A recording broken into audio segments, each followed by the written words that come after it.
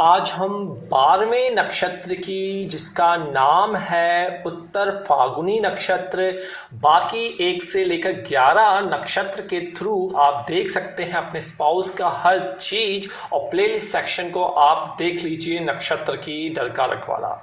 तो 12वां नक्षत्र जो है मैं बता दूं यहाँ पे उत्तरा फाल्गुनी नक्षत्र है। अब जो उत्तरा फाल्गुनी नक्षत्र होता है, मैं जल्दी से रिपीट कर देता हूँ, 4 चरण होते हैं, 1 2 3 4। और यहाँ पे पहले चरण का जो मालिक होता है वो आता है आपका 9 नंबर बृहस्पति, 10 11 12 नंबर अर्थात बृहस्पति का हो गया, शनि देव का हो गया, फिर से शनि देव हो गए और बृहस्पति देव हो गए। तो आपने क्या देखा, बृहस्पति देव और शनि देव कर्म के दाता और स्पिरिचुअलिटी के दाता दोनों यहाँ पे आते हैं। कर्म और धर्म दोनों का इन्वॉल्वमेंट यहाँ पे हो रहा है। और उत्तरा फाल्गुनी नक्षत्र का जो प्लैनेट है, जो मालिक है, वो सूर्य देव है और जो इसका डियटी है वो आर्यमान है। तो इस आर्यमान को आप जो सामने देख रहे हैं, ये जो आप चित्र दिख रहा है, आर्यमान विवाह और संविदात्मक संघों के देवता हैं। इसका मतलब यह है कि आपका जीवन साथी, साझेदारी और संघों को महत्व देगा आपके लाइफ में। इस चीज को नोट कर लीजिए। साथ ही साथ उत्तरा फाल्गुनी नक्षत्र में डरकारक का सीधा सीधा मतलब यह है कि आपका जो जीवन साथी है उसमें ये वर्ड नोट कर लीजिए, मानवतावादी, जिसे हम कहते हैं अंग्रेजी में ह्यूमैनिटेरियन नेचर, उस टाइप का होगा। लोगों की मदद करना पसंद करेगा।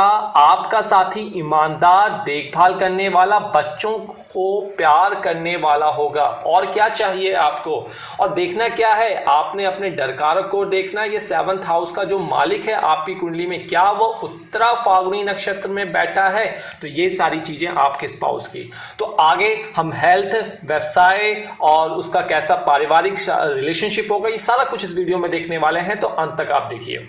अगर आपको लगता है किसी सहायता चाहिए, आप ज्योतिषकर वैदा ऐप या हमारी वेबसाइट से हमसे जुड़ सकते हैं। साथ ही साथ कोशिश आप कर सकते हैं इंस्टाग्राम, ट्विटर, फेसबुक पर अपना चार्ट शेयर करने की। हम 60 दिन में कोशिश करते हैं कि आपको रिप्लाई फ्री ऑफ कॉस्ट दिया जा सके। चलिए, यह तो बात हो गई कि अल्टीमेटली आपका ईमानदार, देखभाल करने वाला पति पत्नी आपको मिलेंगे। साथ ही साथ आपका पति या पत्नी को दान का समर्थन करना पसंद होगा, दूसरों को दान देना बहुत पसंद करेंगे, क्योंकि शनि यहाँ पे दानी बनाता है और बृहस्पति यहाँ पे केयरिंग बनाता है। तो आपके पति पत्नी को एहसान देना, मदद के लिए हाथ उधार देना पसंद होगा। तो मानवतावादी यही चीज है कि दूसरों के लिए अपने आप को समर्पित कर देना। आपका साथी दूसरों को अपने ऊपर चलने नहीं देगा, इस चीज की भी आप मान चलिए। मतलब क्योंकि सूर्य है, सूर्य लीडरशिप को देता है मजबूत, तो आपका जीवन साथी को एक मजबूत हिम्मत, एक लीडरशिप क्वालिटी और एक इंडिपेंडेंट नेचर जो है इस नक्षत्र का मालिक देता है। तो आर्यमान जो है ये विवाह के बीच में बहुत अच्छा संबंध बनाने का कार्य करते हैं। आर्यमान आपको एक आत्म मिलान विवाह के साथ आशीर्वाद देता है। मतलब जो आपका जीवन साथी होगा वो पिछले जन्म से होगा और उसकी आत्मा के साथ आपकी आत्मा का समर्पण होगा। तो पारिवारिक जीवन आपने देख लिया, बहुत अच्छा बनता हुआ नजर आ रहा है। लेकिन कई बार इनका जो नेचर होगा वो जिद्दी स्वभाव का हो सकता है, क्योंकि शनि और सूर्य हैं, और क्रोधी स्वभाव का भी हो सकता है। तो बड़ी धैर्य और कोल्डनेस के साथ इनको मनाना पड़ेगा।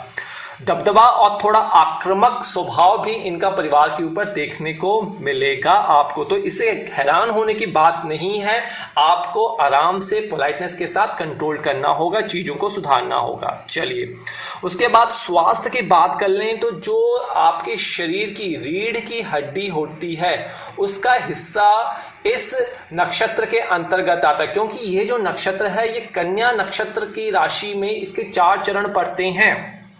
तो स्वास्थ्य के हिसाब से आपके पति पत्नी को होंठ, प्रजनन अंग, बायां हाथ प्रभावित इफेक्टेड माना जा सकता है। साथ ही साथ अगर ये नक्षत्र का मालिक सूर्य कुंडली में दूषित हो गया है, मैलिफाइड हुआ है राहु केतु से, तो स्वास्थ्य संबंधी प्रॉब्लम इनको रीढ़ की हड्डियों से हो सकती है। तो इस चीज का आपको ध्यान देने की आवश्यकता है।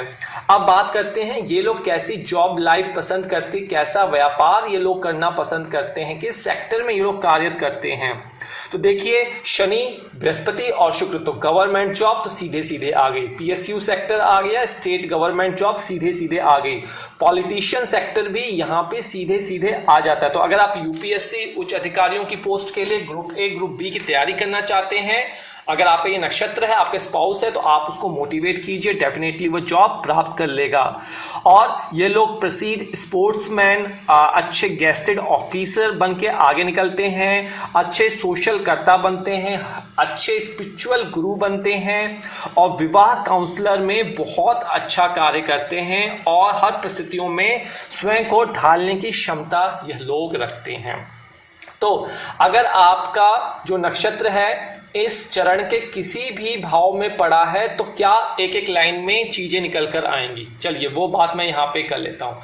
आगे इसको करने से पहले मैं आपको कहूँगा कि आप किसी भी प्रकार से अपने phone number, email ID comment box में शेयर मत कीजिए। हमारी तरफ से कोई भी कॉल विदाउट अपॉइंटमेंट आपको नहीं की जाती है, इस बात का आपको ध्यान रखना है।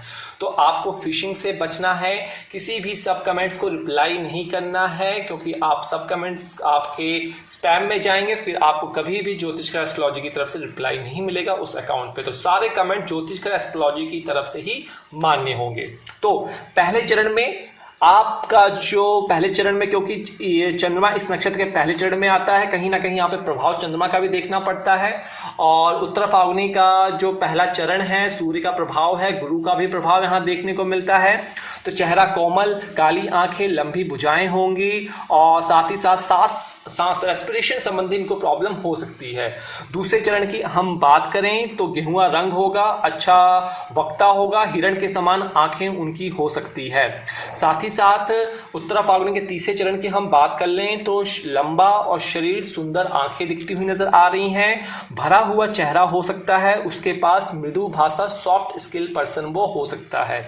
चौथे चरण की बात कर लें तो आपका स्पाउस जो होगा सुंदर और साफ पैर उनके होंगे, साथ ही साथ भारी शरीर हो सकता है, मोटी हथेलियां हो सकती हैं और उनके पास अस्पष्ट आवाज हो सकती है। तो यह ओवरऑल तो रंग गोरा यहाँ से होगा। तो जो आप हमसे मैरिज रिपोर्ट में पूछते हैं कैसा रंग होगा, कैसी हाइट होगी, कैसा प्रोफेशन होगा, वो सारा चीज जो बेसिक है, रीड है जो, वो नक्षत्र है, नक्षत्रों से ही पता लगता है। तो इस वीडियो को आप शेयर कीजिए ऐसे जातक जातिकाओं के साथ जो एस्ट्रोलॉजी सीखना चाहते हैं, जो आइडिया प्राप्त करना चाहते हैं। सिंपल सा है, कोई भी इसमें चार्जेस नहीं है। आप इसके नोट्स बनाइए और कमेंट बॉक्स में पूछिए कोई समस्या है। तो आज यहाँ पे मैं समापन चाहूंगा और सूर्य देव का करूंगा ओम सूर्याय नमः।